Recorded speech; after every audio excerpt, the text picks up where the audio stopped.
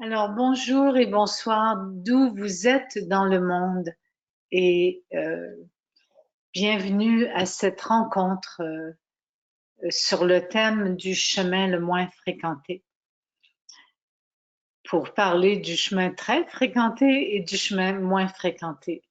Premièrement, je veux vous remercier de la confiance que vous me portez à être présent et présente sur les différents thèmes que des conférences qu'on peut vivre ensemble et qu'on puisse, au moins que vous puissiez recevoir ce que j'ai à nommer sur le chemin le moins fréquenté et que vous puissiez, que ceci vous amène dans des réflexions face à votre vie personnelle et aussi dans accompagner votre vie professionnelle dans certaines d'entre vous être des énergéticiens, des psys, des psychothérapeutes, des praticiens MLC qui pouvaient peut-être à travers l'expérience d'aujourd'hui savoir mieux répondre aux questions de gens qui sont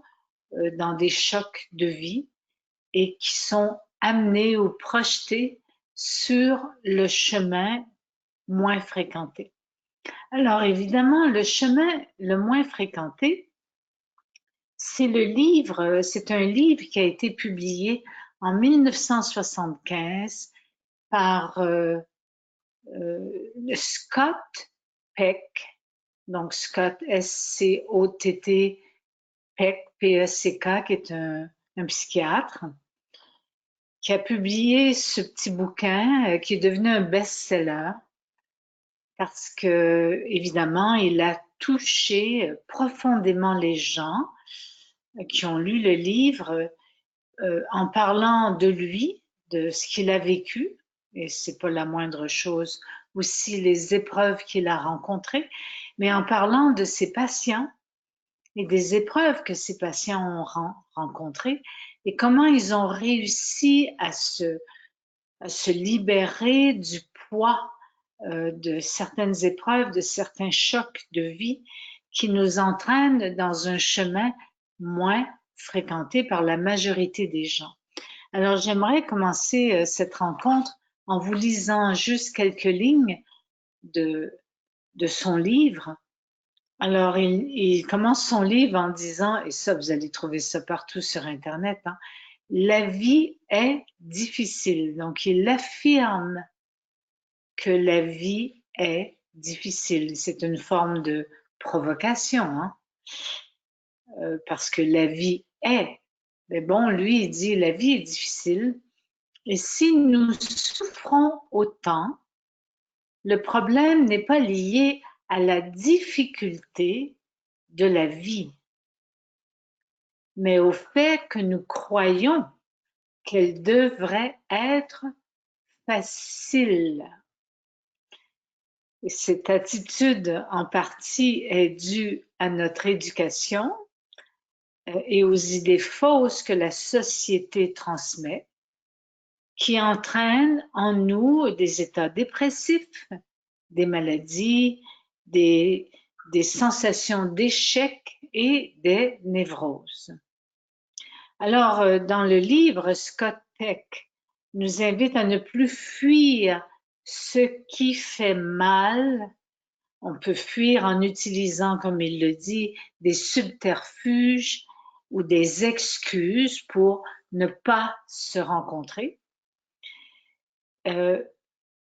Et donc, à travers ce livre, il nous donne des leçons fondamentales de comment les puiser dans nos ressources pour, justement, quand nous nous retrouvons sur un chemin moins fréquenté, que c'est là où nous sommes poussés par la vie elle-même à aller chercher à l'intérieur de nous notre grandeur, notre puissance, notre beauté, notre capacité à transformer, transmuter la souffrance qui est liée aux événements d'une vie, à ce qu'on a rencontré dans notre enfance ou dans la vie intra-utérine. Et nous pouvons, et nous avons le pouvoir, et ça c'est moi qui parle, ce n'est plus Scott Peck, de transformer, transmuter toute souffrance dans une nouvelle façon de vivre, un nouveau paradigme, une nouvelle façon d'aimer, une nouvelle façon de s'aimer et d'aimer les autres. Alors, c'est ainsi que je débute la rencontre. Je veux vous informer que je suis avec Annick Labonté, dans la même famille, n'est-ce pas, qui est le guide au niveau de la plateforme. Donc, si vous avez des difficultés dans bien m'entendre ou me voir, c'est pas vraiment important. M'entendre, c'est plus important. Vous pouvez écrire dans la section questions à Annick pour dire Annick, j'ai de la difficulté et elle va vous répondre, et je vous le dis déjà, de fermer la plateforme et de la réouvrir à nouveau. Alors, en cette rencontre, nous avons approximativement 40 à 45 minutes d'échange. Vous êtes nombreux sur la plateforme et je vous remercie beaucoup de recevoir en direct tout cet échange. Et par la suite, évidemment, souvent, il n'y a pas beaucoup de temps pour des questions. Si nous sommes 200 sur la plateforme, ça va être la cacophonie d'essayer de répondre aux questions. Donc, je viendrai avec des solutions pour les questions. Nous n'en sommes pas encore là. Alors, merci beaucoup d'être là. Je reconnais plein de noms de gens avec qui j'ai partagé des moments extraordinaires dans ma vie, qui sont des praticiennes MLC et des praticiens en énergétique avec qui j'ai passé des années et des années dans l'enseignement, dans le partage de notre grandeur. Voilà. Alors oui, il existe sur la planète Terre un chemin très fréquenté. Et croyez-moi, moi, je l'ai bien suivi, ce chemin. Excusez-moi, je vais fermer. J'ai bien suivi ce chemin très fréquenté jusqu'à temps qu'à 21 ans, j'ai le diagnostic d'une maladie incurable qui m'a quand même provoqué parce que sinon, j'étais dans le chemin fréquenté par mes parents, la mission parentale qu'on m'avait transmise, le chemin fréquenté par ma culture québécoise, la société bourgeoise dans laquelle je vivais, ainsi que mes parents, l'éducation, le pensionnat, les écoles, l'université. Vous savez, le chemin le plus fréquenté. Et il y avait du monde à l'université qui vivait tout ce chemin fréquenté et qui s'ennuyait à mourir, excusez-moi, je me projette en disant ça parce que c'était mon cas. Donc, dans un chemin fréquenté, souvent, il y a de l'ennui, il y a cette impression de perdre son temps, même si nous savons que nous devons être sur ce chemin, hein. C'est guidé par la société, la culture, la famille, c'est même transgénérationnel. Nous avons la capacité de développer une forme de paresse, à ne pas utiliser notre force vitale, mais bien à laisser la vie passer et nous utilisons souvent notre énergie vitale pour se plaindre parce que, à quelque part, c'est insatisfaisant pour notre âme, pour notre divinité, pour notre force intérieure, où il n'y a pas de défi, où tout est tranquille, même si évidemment il y a une souffrance qui est derrière, mais nous la cachons. Nous ne voulons point la voir. Alors, paresse, ennui, perte d'énergie vitale, c'est un chemin que tout le monde fréquente. Et sur ce chemin fréquenté, nous sommes comme des automates qui répétons les mêmes gestes Répétons ce que nos parents nous ont demandé, répétons la même vie que nos parents ou répétons une vie complètement opposée. Et quelquefois dans ce chemin, ben, il y a des jeunes qui ont besoin de se provoquer par des risques pour réveiller en eux l'adrénaline qui est endormie. Et c'est ainsi qu'on rencontre vraiment des jeunes ados et même des jeunes adultes qui vont vivre des sports très dangereux, des sports limites, ou même pas au niveau du sport, mais qui vont aller chercher l'adrénaline à quelque part dans vivant dangereusement parce que le reste du temps, assis sur les bancs d'université à étudier, c'est fantastique. Mais à un moment donné, il y a quelque chose de non vivant dans le chemin fréquenté. Je sais que la majorité d'entre vous avez connu cela, à moins que vous soyez des enfants adoptés, que vous ayez connu la guerre du Vietnam, que vous ayez connu la guerre de Corée, que vous ayez perdu vos parents, que vous ayez été adopté par des parents européens ou québécois ou canadiens, ou vous n'avez pas eu à être en survie réelle provoquée par l'extérieur, même si vous étiez dans une famille, disons, maltraitante, même dans la maltraitance, il y a un chemin qui est fréquenté et qui est respecté par un transgénérationnel de maltraitance. Alors, le chemin fréquenté, je crois que plusieurs d'entre vous l'avez bien exploré, l'avez bien connu. Il se peut que je me trompe, hein, mais j'ai l'impression que c'est quelque chose que nous connaissons d'emblée dans notre incarnation terrestre. Et plus nous évoluons sur le chemin, plus la vie, quelquefois, vient nous préparer à vivre un chemin moins fréquenté par les gens. Et ça fait peur. Et malheureusement, il nous faut quelquefois quelques briques qui nous tombent sur la tête. Évidemment, c'est une image, des chocs, des épreuves, quand dans notre chemin fréquenté, c'est programmé. Et donc, ce qui donne l'illusion de contrôle, ce qui donne l'illusion que j'apprends rien de la vie. Je connais dans l'ego tout de ma vie. Je sais que je vais me marier, je sais que je vais avoir des enfants, je sais que ceci, cela, j'aurai tel diplôme, je serai chef d'entreprise ou peu importe en fait. Tout est, comme je l'ai vécu moi-même, programmé par le système autour de nous, la société. Et évidemment, dans ce chemin fréquenté, la souffrance n'a pas sa place.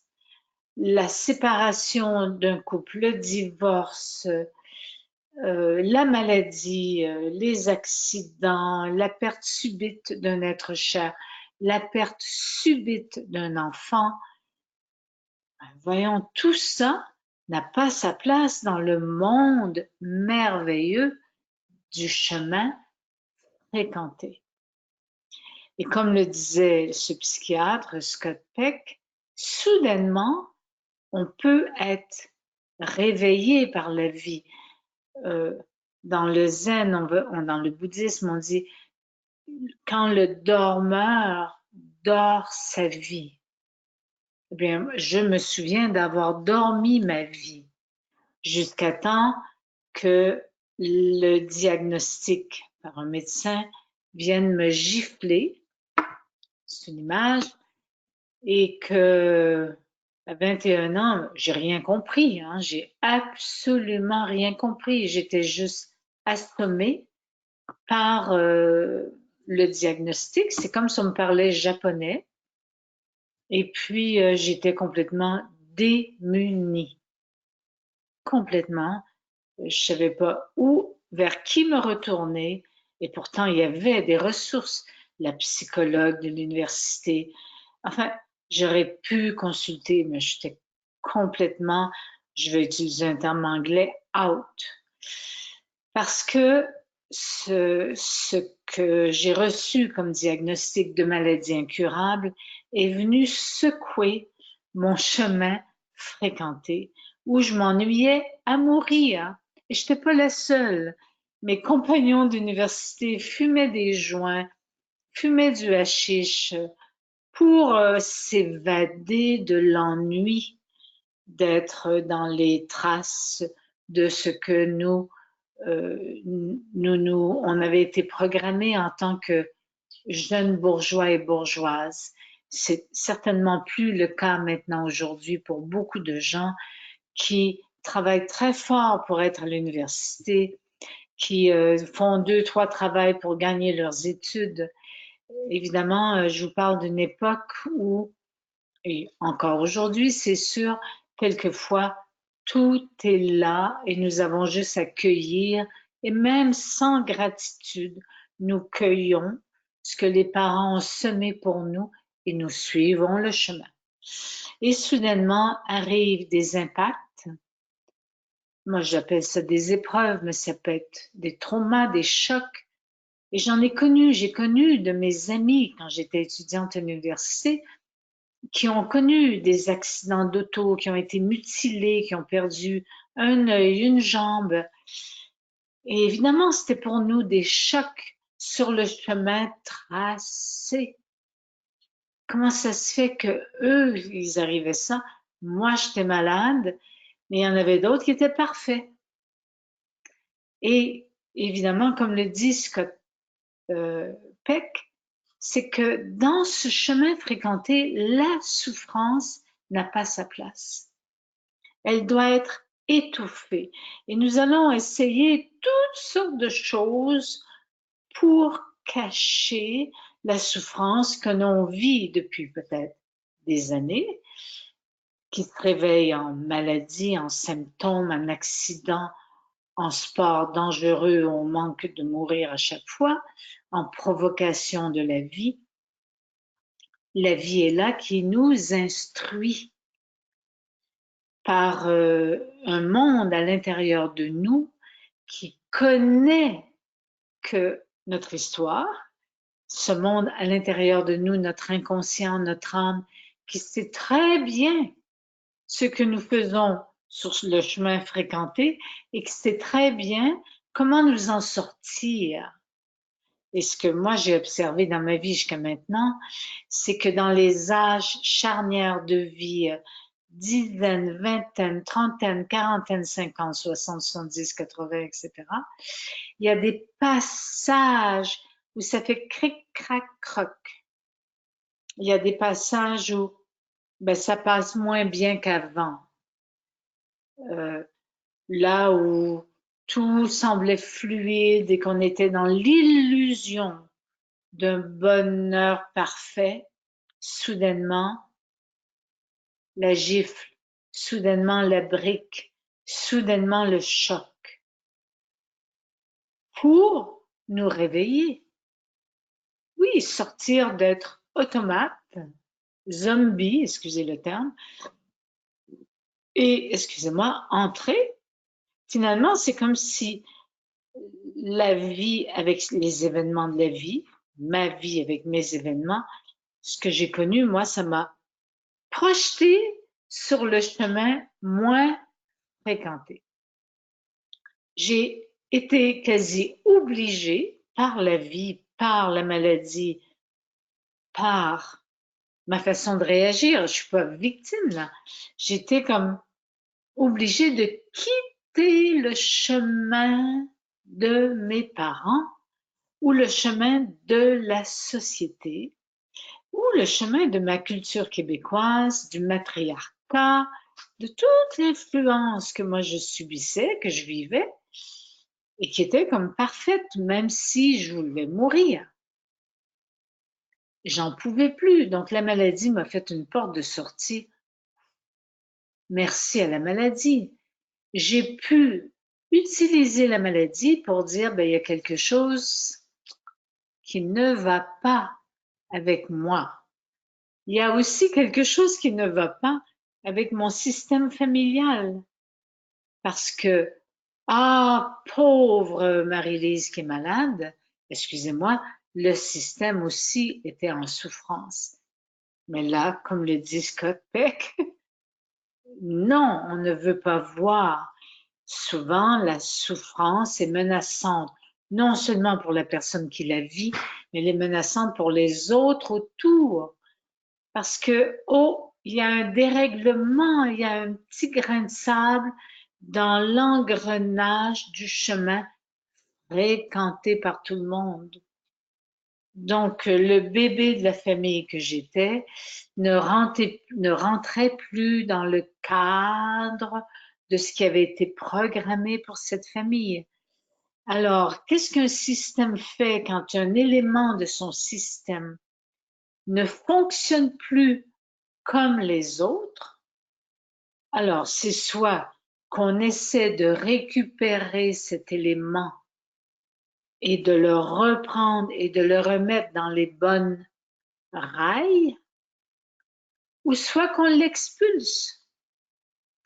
C'est très instinctif. On voit ça dans des clans d'animaux comme le clan des loups. On voit ça chez des gens, des cultures très primitives, que quand un élément du système ne prend de l'énergie au système, attire l'attention, ben, il faut réagir. Alors de mon côté, c'est moi qui me suis expulsée. J'ai pas eu besoin d'être expulsée par ma famille. Moi-même, pour me guérir, je me suis expulsée de ma famille et j'ai été chercher une autre famille. Bon, je suis allée la chercher en Europe, mais j'aurais pu aller la chercher en Asie, en Inde, peu importe. Je suis allée la chercher à Paris, à travers toujours mon mentor qui m'a aidé à me guérir.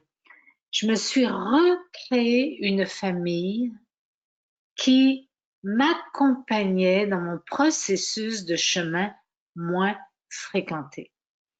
Parce que les éléments de cette nouvelle famille, eux aussi, vivaient le chemin moins fréquenté. Chacun des membres de cette nouvelle famille, mes amis, hommes, femmes, dans la trentaine, avaient tous une histoire. Et ils avaient tous choisi de quitter le Québec pour vivre leur vie différemment à Paris. On voit l'inverse maintenant au Québec, on voit beaucoup de Français qui quittent la France pour venir vivre au Québec et tenter de retrouver une nouvelle famille pour mieux se rencontrer. Alors, un chemin moins fréquenté est un chemin qui nous confronte. C'est pas la grande facilité, comme le dit Scott Peck en débutant son livre, la vie est difficile. Et notre société, si vous regardez là, la publicité à la télévision française, entre autres pour moi, parce que là, en ce moment, je suis en France, c'est incroyable. Ce n'est que, ah, la joie de vivre, j'ai une nouvelle auto, j'ai un nouveau parfum. C'est des images magnifiques qui veulent rien dire et qui promouvoient que la vie est facile, que la vie, ben, c'est avoir un nouveau char, que la vie, c'est avoir un nouveau parfum, c'est avoir de nouveaux amis, c'est avoir un bon Internet, c'est avoir ci, c'est avoir ça, quand c'est une pure illusion. Parce que la vie, c'est nous la vie. Et c'est nous qui la créons, c'est nous qui la vivons. Alors évidemment, si il m'est arrivé un événement et que j'ai été projetée à vivre un chemin moins fréquenté, un chemin où je suis amenée à trouver mes ressources, pas ce que la société me propose, pas ce que la famille me propose pour rentrer dans l'ordre de, mais bien vivre différemment des autres tout en étant avec les autres. Mais non plus esclave du regard des autres, mais bien dans ma force, dans ma puissance, d'en découvrir mes capacités, ma résilience à rebondir, à trouver le chemin pour moi non fréquenté d'une vie qui me correspond dans mes valeurs et non pas dans les valeurs que mes parents ont tenté de me transmettre ou de me rentrer à coups de conditionnement, mais qui ne sont pas les miennes. Je vous donne juste un exemple très concret. Dans ma famille, j'avais une sœur et une maman qui devaient certainement s'ennuyer dans une période de leur vie où j'étais là, donc j'étais la plus jeune, parce qu'elle critiquait les gens. Elle critiquait les gens. Et moi, ça m'ennuyait d'entendre leurs critiques, leur jugement sur les autres. Et je me disais à moi-même, quand j'étais plus jeune, oh là là, si elle critique autant les autres, je vous dis pas comment ils doivent me critiquer aussi. Mais je n'avais pas ce réflexe de critique. J'étais au contraire, même à cette époque, dans l'accueil, laissez-les vivre, laissez les gens vivre. Donc, dans ma famille, du côté des femmes, il y avait la valeur, une valeur de, c'est important de critiquer, c'est important de donner son opinion, puis de pointer du doigt, puis de dire les choses aux autres. Puis, moi, j'étais effrayée de leur culot, excusez le terme, de donc, on peut bien les cacher, mais il y en a qui disent trop aussi. Et ça fait du tort, ça fait mal. C'est comme s'il y a un manque de discernement.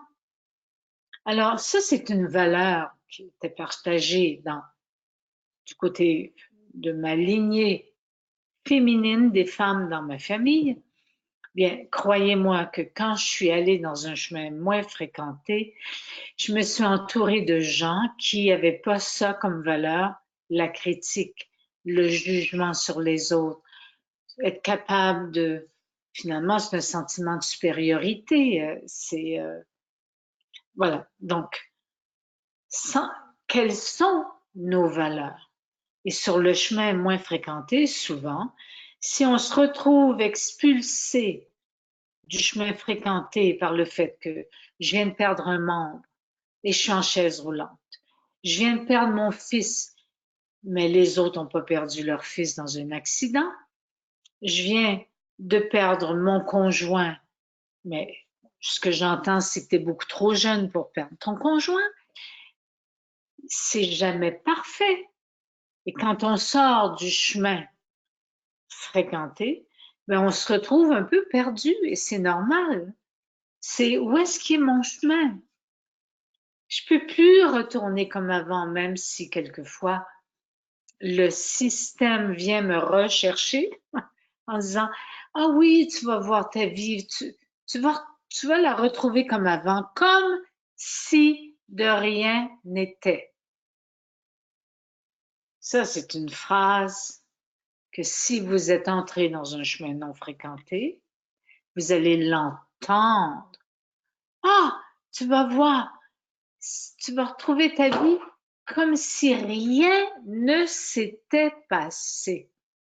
Oh, l'illusion totale, la négation profonde d'une souffrance, la négation des réactions instinctives au traumatisme qu'un être peut vivre Alors là, les cours de psychologie sont en grand manque dans l'éducation de nos enfants pour essayer de comprendre l'humain. Quelqu'un qui a vécu des chocs, des briques, des épreuves, peu importe, ne peut plus retourner à sa vie d'avant. J'ose vous dire une chose pareille, parce que dans ma pratique, j'ai tellement rencontré de gens qui ont utilisé leur énergie vitale pendant 1 an, 2 ans, à retrouver la vie d'avant, la même zone de confort, le même cocooning, et qui venait de perdre un enfant, de perdre un époux, une épouse, de perdre un membre, d'être atteint d'une maladie incroyable. Excusez-moi, tout ça, tout ce qui vient ébranler, que ce soit qu'ils ont fait partie d'un tremblement de terre, d'un ouragan et qui ont tout perdu, c'est la même chose. Nous sommes invités dans un chemin moins fréquenté à se reconstruire. Mais nous ne pouvons pas se reconstruire sur les mêmes bases, qu'avant, qui étaient à quelque part de fausses bases. Mais c'est pas un jugement quand je dis ça, c'était des bases de bon, j'essaie d'être confortable, j'évite la douleur, j'arrête de respirer, je ferme mes yeux sur ce qui se passe autour de moi, je bouche mes oreilles et je ne parle plus. Je garde tout ça en moi et soudainement la vie arrive et me dit oh, hein, l'inconnu vient me chercher, comme disaient mes amis. L'inconnu vient me chercher. Et l'inconnu, c'est l'inconnu. Et beaucoup de gens dans le chemin moins fréquenté au tout début, hein, dans une forme de où est-ce que je me sens différent des autres et j'aime pas ce feeling parce qu'avant j'étais comme tout le monde. Mais maintenant, oups, je suis amenée à me connaître moi-même un peu plus. Soudainement, je me questionne. C'est quoi le sens de cette maladie? C'est quoi le sens de la perte de mon enfant écrasé par une voiture? C'est quoi le sens d'avoir perdu un membre? Quel est le sens à ce nouveau chemin qui est un chemin d'individuation? Ça, c'est un terme de Carl Gustav Jung qui nous dit libérons-nous des conditionnements sociaux, familiaux, de ce que nous fûmes programmés. Nous avons été programmés, la mission parentale. Là-dessus, je pourrais écrire un livre de ma propre mission parentale. Je m'en suis libérée. Donc, quand on se libère de ces programmations, c'est ce que Jung dit, quand nous menons un chemin pour aller à la découverte de nos propres valeurs, de ce qui nous inspire, inspiration, élan, inspiration, élan, passion de vivre, c'est ce que nous rencontrons sur le chemin d'individuation. Attention, ça ne se fait pas en 2 temps, 3 mouvements. Bien évidemment, il y a des gens qui sont super excités de sortir du chemin de la zone de confort, hein. Ils en sont expulsés et une partie sage à l'intérieur d'eux savait que c'était le temps d'en sortir. Donc, ils en sont sortis des fois par un accident, un déménagement brutal, une faillite, peu importe. Quelque chose qui n'est pas acceptable dans notre petite société parfaite et qui nous provoque. Et au début, ben, c'est déroutant. Et c'est déroutant. Et ça peut prendre 1 an, 2 ans avant de dire, waouh, où est-ce que je suis? D'où l'importance d'aller chercher des groupes de soutien qui vivent des chemins différents de la programmation sociale et qui sont pas dans l'ordre des choses. Par exemple, si moi je vis un burn-out, ben, je suis expulsée de ma boîte et je me retrouve sans rien. Oui, je reçois de l'argent pour 1 an, mais après, qui suis-je parce que j'existais pour mon travail, bien évidemment. Une femme ou un homme qui peuvent exister que pour leurs enfants, puis les enfants s'en vont. Donc, qui suis-je maintenant? Ben, ce sont d'excellentes questions. C'est un chemin d'individuation, le chemin moins fréquenté, qui nous oblige à retrouver notre force intérieure, à contempler qui nous sommes différemment et qui nous oblige à rentrer dans notre maison, dans notre monde intérieur, d'écouter nos rêves, de dialoguer avec mon inconscient, de cesser de vivre dans le regard de l'autre. Il y a toute une transformation qui s'installe et qui a besoin de temps. Au début, ça peut être super excitant, mais après ça, c'est moins excitant. C'est moins excitant parce que là, l'ego dit, bof, qu'est-ce que je fais là, moi? Je voudrais bien retourner dans ma zone de confort. Eh bien, la zone de confort, elle est transformée.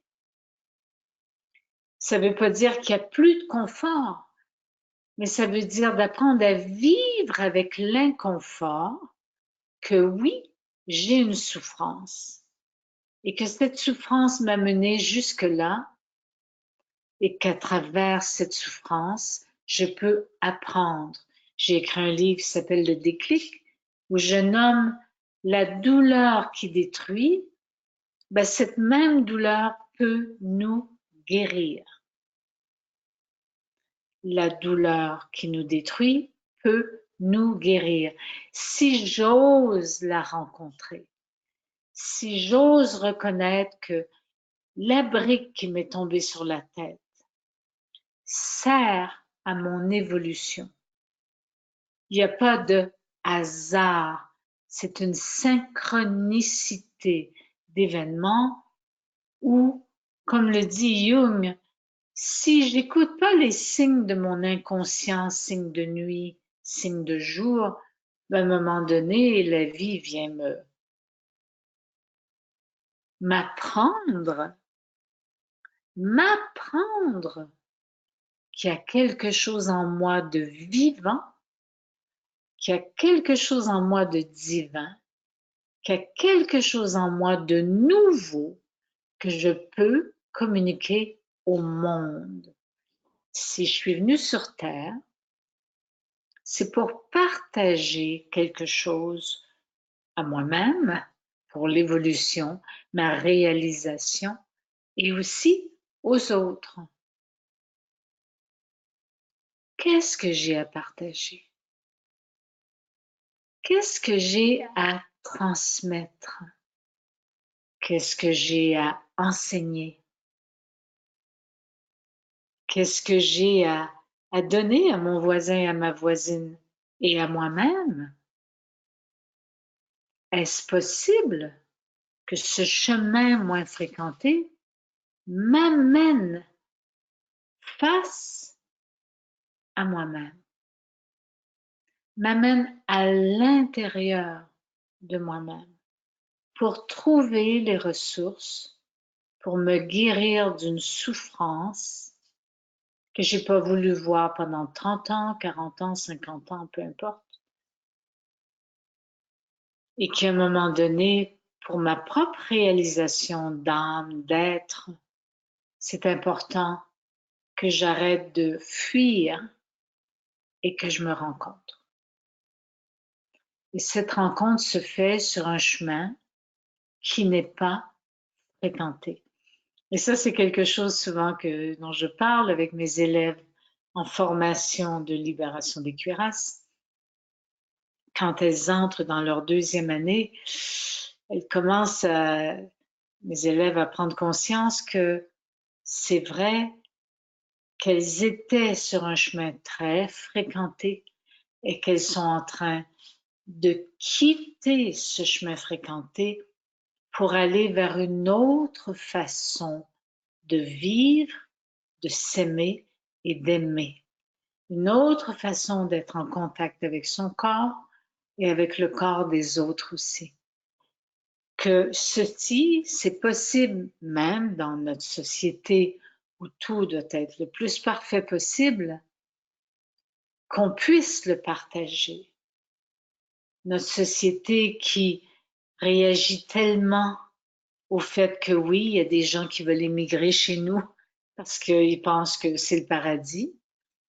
Et c'est incroyable comment nous avons de la difficulté, soit personnellement ou socialement, à accepter des étrangers. Mais parce que nous sommes inconsciemment étrangers à nous-mêmes. Si nous pouvions prendre conscience que nous sommes intérieurement la planète, et je crois que notre réaction face à l'étranger se transformerait. Parce que pour moi, l'étranger, c'est pas juste un étranger. Ça peut être un virus, ça peut être une bactérie, ça peut être une maladie, ça peut être, oui, j'ai perdu mon enfant. C'est étranger à moi, ça, mais ça fait partie de moi. Donc, c'est là où le chemin le moins fréquenté est un chemin, à quelque part, qui est rempli de ressources pour que nous puissions nous y retrouver. C'est un chemin qui nous oblige à revenir à nous, à partir de nous, et non pas à partir de ce que l'autre a dit, que je devrais faire pour ci, pour cela. Excusez-moi, nous avons la solution à l'intérieur de nous à nos difficultés. Notre âme le sait, la partie la plus sage de nous le sait. Mais évidemment, si je suis séparée de moi-même, vivre dans la zone de confort, ça me maintient séparée. Mais quand j'accepte d'être secouée, je ne veux pas trouver immédiatement la solution, c'est pas miraculeux, mais c'est à quelque part, enfin dans mon cas, il n'y avait pas d'autre choix possible. Et souvent les gens disent, ah mon Dieu, quel courage tu as eu de te guérir. Et je leur dis, mais non, je n'ai pas eu le courage à quelque part. C'était, oui, soit la chaise roulante, le doctorat et une vie. Bon, voilà. Ou soit je me guéris, j'entre à l'intérieur de moi. Voilà. Donc souvent, j'ai eu l'impression que j'avais pas le choix, dans le sens que la vie m'appelait à ce que je découvre ma capacité d'auto-guérison. Sinon, ben, c'était un ennui assuré. Ça fait très chic d'enseigner à l'Université de Montréal, d'avoir son doctorat en chaise roulante. Vraiment. Bon, ça fait pas partie de mes valeurs. Et c'est important, justement, et je vais terminer là-dessus, sur ce chemin non fréquenté, que nous prenions le temps de contempler, mais quelles sont maintenant mes valeurs? Quelqu'un qui vient de perdre son enfant n'a pas les mêmes valeurs que quelqu'un qui a son enfant et qui le chérit et qui l'enveloppe et qui lui donne un baiser le soir. Non. Quelqu'un qui vient de perdre un être cher, ça l'entraîne dans un changement de valeur. Quelqu'un qui manque de mourir et que la mort est pas venue le chercher et que la vie continue, eh bien, comment elle va continuer cette vie? Est-ce que je vais essayer de retourner comme avant? Non. Le chemin le moins fréquenté nous ramène à l'essentiel. Alors, voilà, si vous voulez en savoir plus sur le chemin d'individuation, ben, j'ai créé, entre autres, une école, je dirais, de déformation personnelle. C'est pas un cours pour avoir un diplôme, où vous avez des enseignements qui vous sont donnés sur différents thèmes importants à l'individuation. Naître à son corps, naître à son cœur, changer sa façon d'aimer, arrêter d'aimer dans la souffrance imaginée. Naître à son âme, donc reconnaître que j'ai une âme, reconnaître que j'ai quelque chose à réaliser sur la planète Terre, qu'il y a un but fantastique, essentiel à mon incarnation. Je, je suis dans le corps d'une femme, je suis dans le corps d'un homme, il y a une raison. Il y a une raison qui est magnifique. En quoi ça m'aide à évoluer d'être une femme? En quoi ça m'aide à évoluer d'être un homme? Et naître à son monde intérieur, je veux dire, connaissons-nous nous-mêmes, nous allons changer la planète. Si nous attendons que la planète change avant de se connaître, nous allons attendre longtemps. Donc, merci beaucoup pour votre écoute. Je ne sais pas, Annick, où nous en sommes. Si tu as des choses à ajouter, je crois que de mon côté, j'ai clos. Et Bonsoir Marie-Lise. Bonsoir et bonsoir. bonjour à tous. Évidemment, j'ai des questions, mais il y a des partages. Je ne sais pas si On a le tu veux. temps. Oui? On a jusqu'à 20 heures, hein, donc 20 heures ou enfin 2 heures de l'après-midi en Amérique, peu importe où est-ce qu'on est là. On a encore un bon 15 minutes si c'est toi qui choisis là, par contre. Donc voilà, je vais y aller. En fait, si vous avez des questions, n'hésitez pas à les écrire. Euh, je vais y aller avec en fait, c'est un partage plutôt de la part de Karine. Elle dit bonsoir Marie-Lise, merci pour cette conférence. Elle dit effectivement, ayant fait l'expérience du bannissement du clan génétique puis professionnel, je ne peux pas revenir en arrière. Et cela me révulse, rien que d'y penser. La reconstruction se fait calmement avec moi-même, loin des normes sociales. L'environnement est différent, les fréquentations aussi. Voilà, Oui, merci. et oui, sur ce chemin, Karine, non fréquenté, nous nous recréons une famille. Ça ne veut pas dire qu'on rejette la famille terrestre qu'on a connue en tant qu'âme, mais je veux dire, pour évoluer, nous avons besoin de retrouver des amitiés, des amours qui soutiennent ce qu'on fait et qui ne sont pas en train de le combattre. Sinon, c'est une perte d'énergie incroyable. Merci Karine. Et j'ai une autre question. Enfin, cette fois-ci, c'est une question de la part de Sandra, qui est justement très pertinente en ce moment.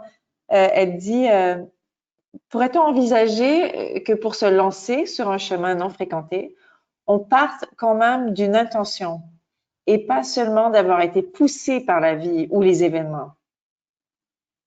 Oui, Sandra, tu as tout à fait raison. Euh, Moi, j'ai nommé que quelquefois, on est souvent propulsé à sortir de notre zone de confort.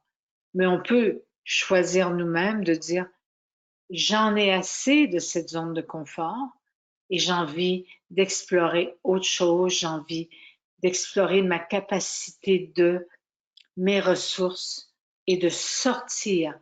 Donc oui, on peut le choisir à partir de soi. Merci grandement de cette question. Poursuis donc, merci Sandra.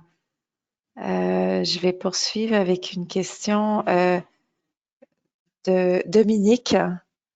Elle dit si j'ai envie d'entamer un chemin non fréquenté, J'ai vu sur le site de l'école qu'il y a différentes naissances. Euh, par où commencer? Qu'est-ce que vous me suggérez? Merci. Là, c'est sûr que ce qui serait bien pour vous, c'est de, premièrement, au sein de l'école, nous posons des questions. Nous avons besoin de vous connaître avant de vous suggérer tel ou tel ou tel cours. Donc là, Annick peut vous expliquer comment en arriver à ce que vous receviez le questionnaire, ou nous avons besoin de savoir qu'est-ce que vous avez fait avant dans votre vie comme chemin de croissance, pour qu'on puisse vous guider. Parce que là, spontanément ainsi, c'est très délicat pour moi de vous dire, ben, commence par naître à son cœur. C'est délicat. Donc, il y a des gens, oui, qui vont commencer par naître à son cœur parce qu'ils ont vécu une séparation. Ils sont dans la peine de la séparation. Ils sont dans le mal d'amour. Et d'autres sont dans un mal de corps. Et d'autres un mal d'âme. Et ainsi de suite. Donc, c'est toujours à partir de soi qu'on choisit les cours. Et je pense qu'Annick, tu peux certainement guider à ce niveau-là.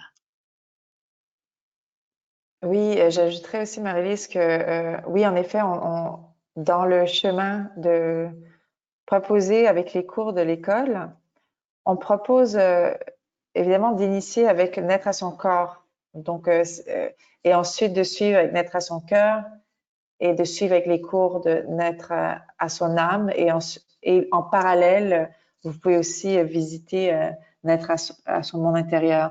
Mais ça, il y a, on n'oblige pas un chemin en tant que tel. En fait, c'est vraiment à votre choix. Qu'est-ce que, qu'est-ce que votre intuition vous guide vers où, en fait. Voilà. Voilà. Puis on essaie, si vous le permettez, de vous guider, mais c'est pas, c'est vraiment à partir de vous et non pas de ce que nous, ça serait à l'opposé d'ailleurs, sur le chemin d'individuation, si on vous disait, vous devez faire ça, vous devez faire ça, ça aurait aucun sens. On est là pour vous guider, hein, nous sommes comme les balises ou les références, mais c'est vous qui choisissez les cours et souvent la personne choisit le bon cours pour elle. Croyez-moi, hein. Quand je dis cours, c'est des enseignements qui ont été préenregistrés, que vous recevez chez vous, que je vous donne, sur différents thèmes et des mouvements de libération des cuirasses que vous vivez chez vous à domicile sans avoir à vous déplacer. C'est magnifique. Merci. Donc, je vais poursuivre, Marie-Lise. J'ai une question de la part d'Alexandra. Elle dit, ce n'est pas évident de vivre ce chemin de singularité et de vivre avec les autres qui ne le suivent pas. On peut se Oui, sentir étranger à eux et en même temps que nous cessons d'être étrangers à nous-mêmes. oui. Et c'est là où l'amour est important, Alexandra, parce que dans ce chemin moins fréquenté, le grand thème, c'est de retrouver l'amour de soi, de cesser de se détruire, de répondre à nos besoins, de répondre à nos désirs, nos aspirations, à l'essentiel pour nous. Alors évidemment que ça fait réagir le système autour de nous, hein. Ça, je vous l'ai nommé. Il y a des gens qui vont dire, ah mon Dieu, que c'est égoïste, tu comprends rien. Pourquoi est-ce que tu t'isoles pour méditer? Ou pour pratiquer les mouvements ou pour faire tes exercices, tu devrais, enfin voilà, le système va essayer de vous reprendre dans sois comme moi, dit le système. Et là, tu es une bonne fille, un bon garçon. Mais si vous n'êtes pas comme eux, ben restez dans vous-même, restez concentré et aimez. Ne jugez pas l'autre qui fait pas le même chemin que vous. Chacun a son chemin. Il n'est pas obligé à vous. Donc, quittez cette forme de dépendance à l'autre et vice-versa. Et dites à l'autre, laisse-moi vivre ma vie comme je l'aperçois. Et ça va l'inspirer. Et vous le dites avec amour, bien entendu. C'est pas avec colère et révolte et tout. Donc l'amour est tellement important. Merci. Merci Alexandra. Je poursuivrai avec une autre question de la part de José. Elle dit, personnellement, mon chemin moins fréquenté est long puisque toujours rappelé par les valeurs de la société et ce que je devrais faire pour bien vivre. La pleine conscience devient mon outil de guidage, mais quel travail incessant pour encore mieux me connaître et répondre à mes vrais besoins. À moi, pas ceux des autres et ceux qui paraissent bien.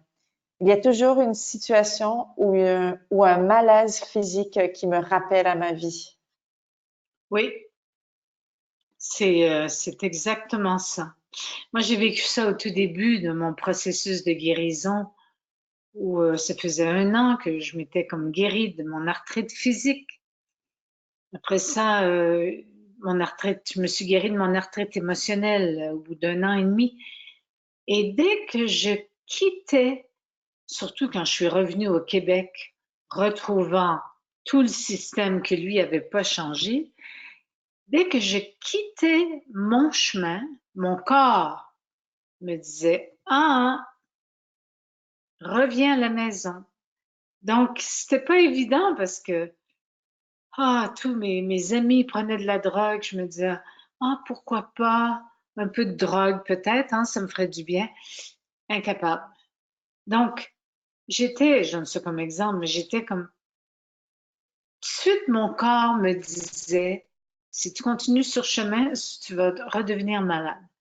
Donc, il y avait des allers-retours, et ça, c'est une étape. À un moment donné, il y a quelque chose qui s'intègre dans la transformation de nos conditionnements, de notre façon de voir le monde, les autres, tout en étant dans la vie sociale, hein.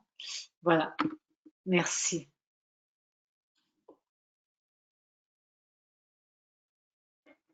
Merci José. Je vais poursuivre Marie-Lise peut-être avec la dernière question. Oui,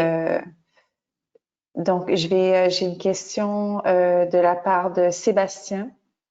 oui, Il dit, je viens de perdre mon bébé 1 mois avant sa naissance. oui. Je veux que son décès soit pour moi le début de mon véritable chemin de vie. Comment se diriger vers la bonne direction? Merci, Sébastien.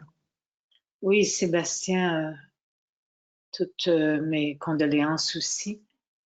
C'est un passage extrêmement exigeant que vous vivez, que votre épouse aussi vit.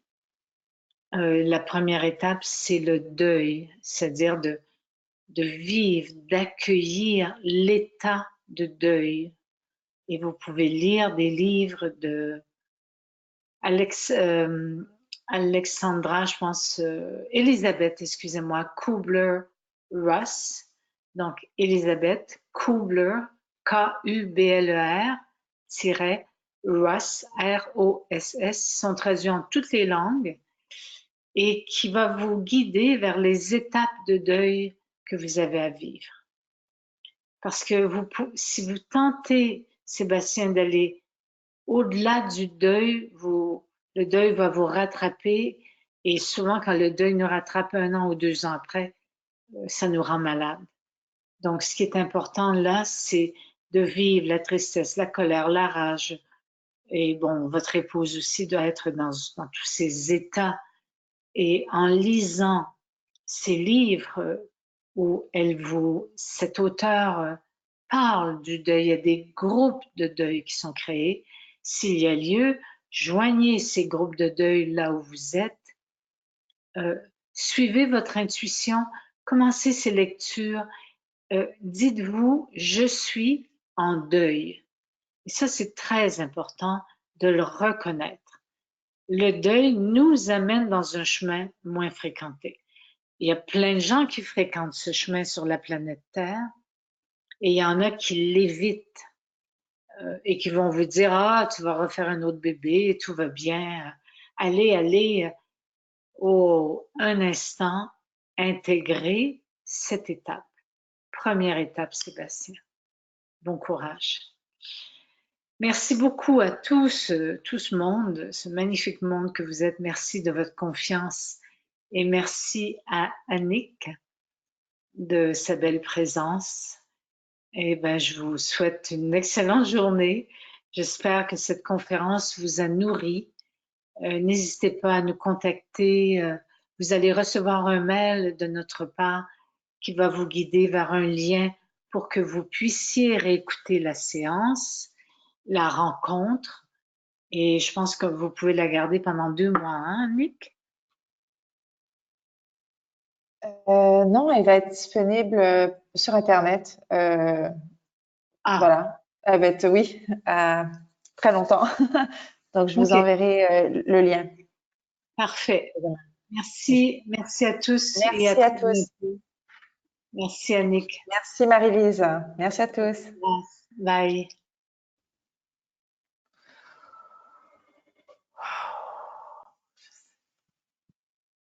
Nos temps